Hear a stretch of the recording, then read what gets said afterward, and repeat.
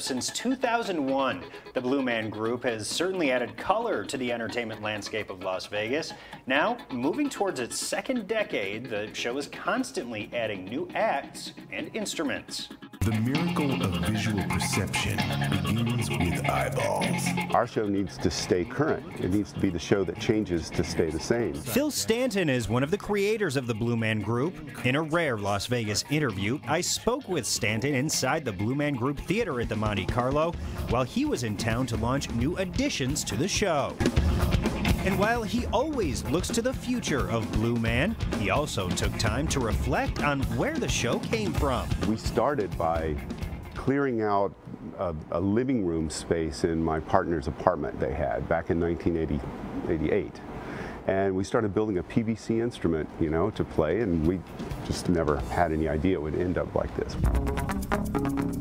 And that's where the idea of the Blue Man started. The Blue Man embodies the search for creativity, the ability to remain curious, and the idea that the whole is greater than the sum of the parts. But was blue always the hue of choice? No, it's always been blue. And people ask why blue, and there's I can only say it was really kind of an intuitive choice. I guess in retrospect, all the other colors seem to have been taken or have baggage or other meaning, So blue stuck, and the Blue Man Group also stuck in Vegas. In fact, the culture of the Strip is now influencing changes to the long-running show. Looking at the city of Vegas, it feels like, it's so much about the EDM scene now. So we wanted to punch up the end of our show. We wanted to kind of make it this even a more heightened experience than it already was. So the music we hear from major DJs on the Strip is now a part of the show, adding an element that can't be found elsewhere. EDM offers these great textural sounds that you can't always get from acoustic instruments. Phil says there are general rules as to what the Blue Men can and cannot do, but those rules are constantly being broken based on current trends and audience feedback.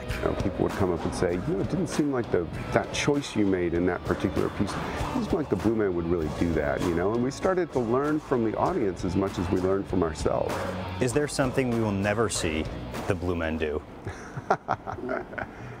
I don't know. I don't know if I can say that, really. There's probably always a way.